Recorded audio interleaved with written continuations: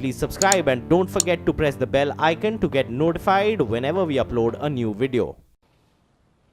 And Karnataka is likely to launch its state election icon and election anthem today after the poll dates were announced yesterday. The state's chief electoral officer, Sanjeev Kumar, announced that former Indian cricket team captain Rahul Dravid will be the state's election icon.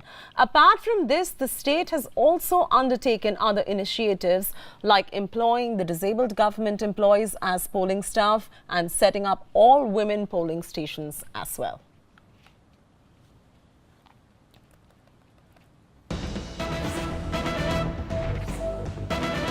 Well, staying with news coming in down south, we've got breaking news coming in there. A 65-year-old accident victim was made to wait for several minutes in Kerala's Thiruvananthapuram before she could get any help whatsoever. This is the footage that we're bringing you from Kerala. Take a look at that victim lying there in the middle of the street. She's a 65-year-old woman. The footage is showing that the woman was lying for several hours, but no one really came to help her. Take a look. Nobody came to help her. The woman finally was helped when a police vehicle passed that area. The police have now arrested a 20-year-old bike rider for injuring this woman. If you can see, there are also a lot of bystanders, but nobody really coming forward to help her. The larger question being, are we becoming a country of mute bystanders? Cars passing by, people standing around, nobody really coming there and helping the injured woman. Neetu, my colleague, now joins us on the phone line. Neetu, it is shocking, it is shameful that so much of public apathy comes to the fore. It is on display for everyone to see whether or not we've turned into a country of bystanders. This is an old 65-year-old accident victim. She's made to wait for several minutes in Kerala's Thiruvananthapuram before she can get any help whatsoever. Finally, when she gets help, it is only because incidentally a police car ends up passing and helps her. That's correct. Shocking visuals. The CCTV footages show how the public reacted to this. For several minutes, she has been lying like this. She's a fisherwoman. She had her stuff while she was going out in the morning for to sell the fish. So she was trying to cross the road. That's when a two-wheeler hit her, and she was lying there in this position for several minutes. You can see that people are coming and standing next to her. Several vehicles, cars passed by, including a local body vehicle, a government vehicle, but nobody bothered to stop. And when we spoke to the police, they're saying that the police vehicle was passing by incidentally. Even after several minutes, the police were not even informed that such a thing has happened here by none of the bystanders. So the police vehicle was coming. The police say that people seeing the police vehicle from the far end were then trying to help her and put her into an auto. Finally, the police rushed her to the hospital. She suffered a head injury and she was lying on the road unconscious for several minutes before the police came in and took her. She is getting better. She is right now under treatment at the Thiruvananthapuram Medical College. Police have also taken into custody the two-wheeler driver, the 20-year-old, for hitting her and then just driving past by without even helping the accident victim. Right. Thanks much for joining us with all of that, Neetu. We'll stay on top of the story and bring you more updates as we go along the way. But we've got some breaking news coming in there. All right, news breaking at this point of time. IT department has frozen Cognizant's bank accounts for non-payment of 2,500 crore rupees of dividend distribution tax dues. That's the latest coming in. The IT department has attached the bank accounts with over 2,500 crore rupees to recover dividend distribution tax dues. The company has now refuted the charges and says that it will defend itself in court. Says the business operations will not be affected by the taxman's actions. That's the latest coming in, where the IT department has frozen Cognizant's bank accounts for non-payment of 2,500 crore rupees of dividend distribution tax dues. Purnima joining us on the phone line to walk us through this story. Purnima, clearly the allegation against Cognizant is that while the company had distributed dividends to its parent company in 2016-2017, which is FY17, it should have been subjected to dividend distribution tax, which is levied at 20% of the extent of total dividends which are paid by the company. And this particular amount has come to 2,500 crore rupees. What's the latest and what are the exact allegations beyond this? The Tax Department has frozen several bank accounts and of Cognizant in excess of 2,500 crore rupees, saying that they have frozen these accounts because the DDT was not paid by Cognizant, which is why they have frozen bank accounts. In fact, the IT company had moved to the Madras High Court. The Madras High Court said no further action will be taken against Cognizant till the next hearing, which means the bank accounts will continue to remain frozen. But beyond that, the IT company will be heard the next time. And this is what the Cognizant is saying, that they have moved the Madras High Court and they will ensure that they are in compliance with law and they will obey the jurisdiction and are hopeful that the Madras High Court's order will be in their favor. But IT department, however, is also planning to move the Economic Offence Court in Egmore against Cognizant anytime today, is what sources from the IT department are telling CNN News 18.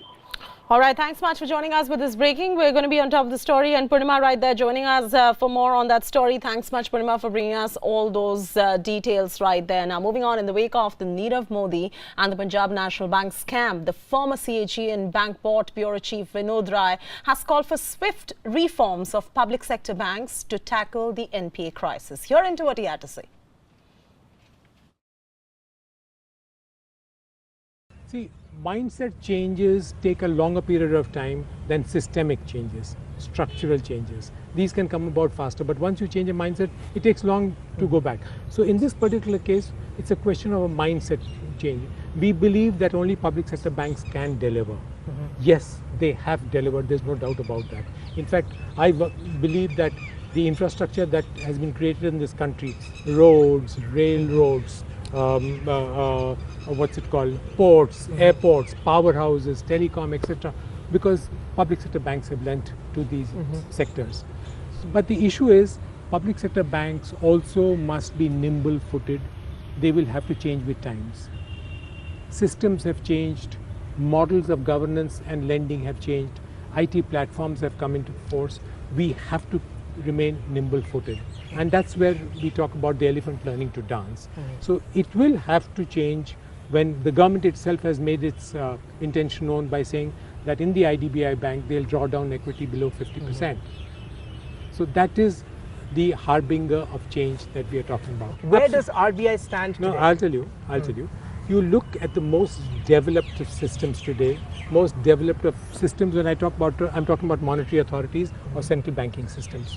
Okay, where at the click of a button on the mouse, millions have been transferred out of geographies. Okay, 1997, the so-called Asian Tigers folded up. Our Reserve Bank, our central bank stood its ground and supported. Okay, nothing happened. When the monetary meltdown took place, the financial meltdown took place globally, US, Europe, much stronger institutions, much better regulated. Reserve Bank stood its ground, and it was robust. Indian financial systems were isolated from it. On the basis of one scam or two scams, you cannot fault a regulatory system.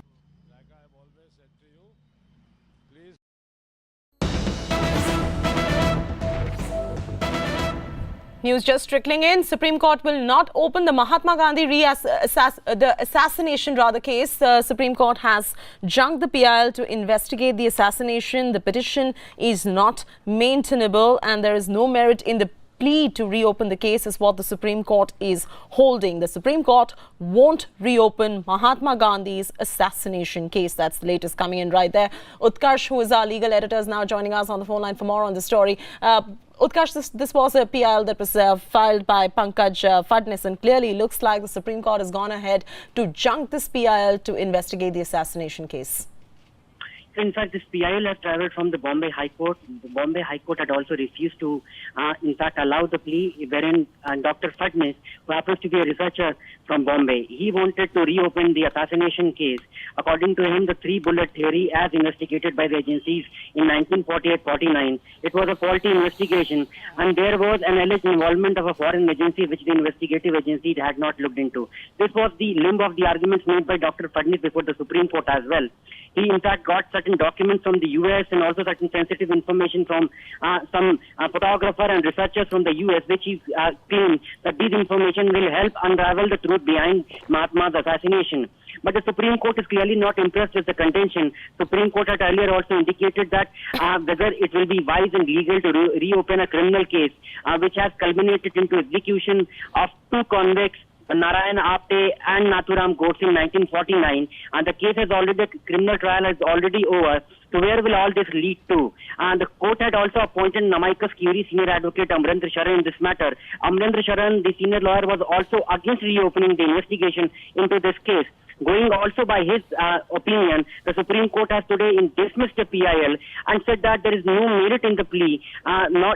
This has to be dismissed both on the grounds of maintainability, because this relates to a criminal case which has already been over, and also on the ground of merits, because after 7 decades of culmination of a trial, a case cannot be reopened. On both these grounds, the Supreme Court has dismissed it and drawing the curtains of this case, which had spanned over 12 hearings, wherein the Supreme Court had often wondered whether it will be legal to reopen the case.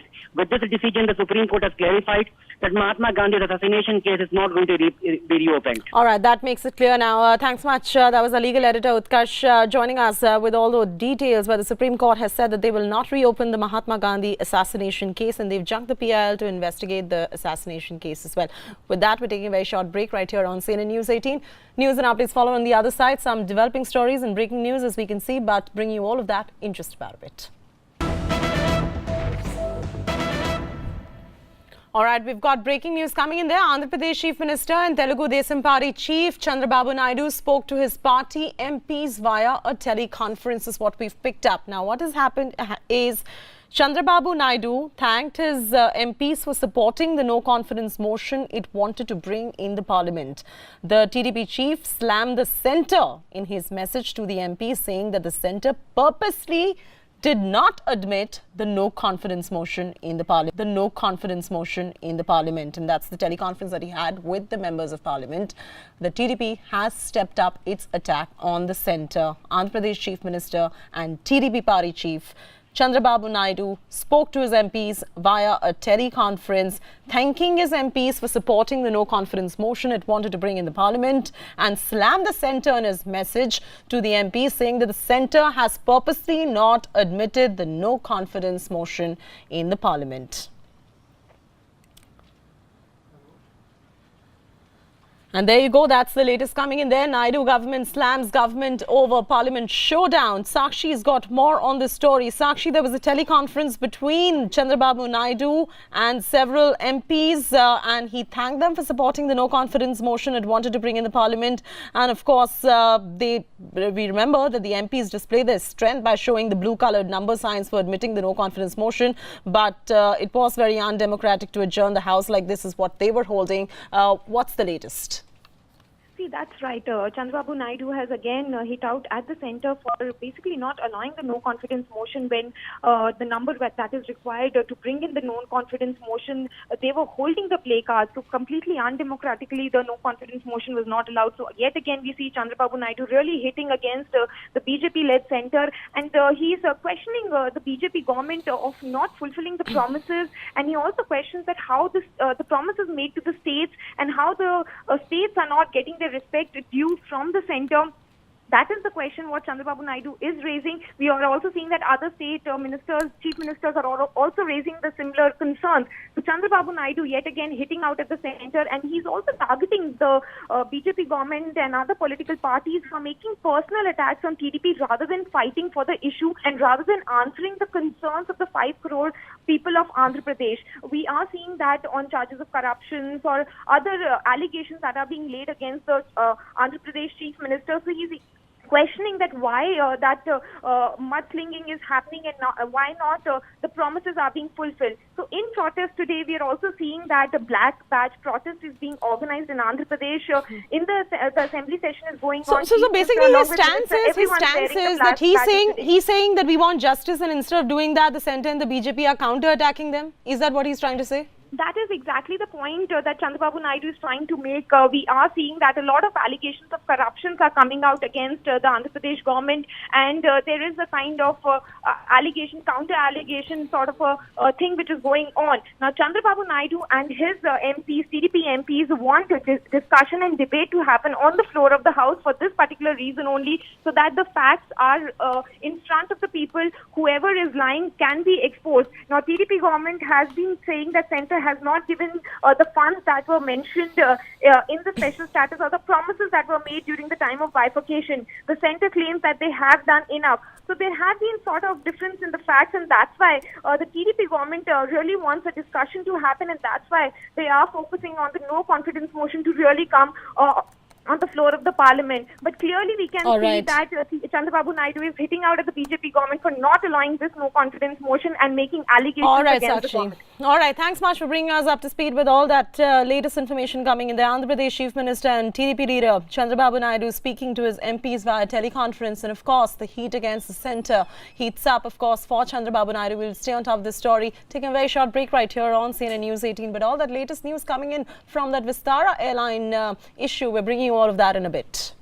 Cabin crew of Tata Vistara airline was allegedly molested by a passenger on board a flight between Lucknow to New Delhi while deboarding. The accused, Rajiv Kumar Dani, allegedly touched the crew inappropriately not once but twice. The victim informed her seniors, and two other passengers also backed her with a video of the molestation. Dani was immediately handed over to the police, and he was arrested by the police, who's now investigating the matter.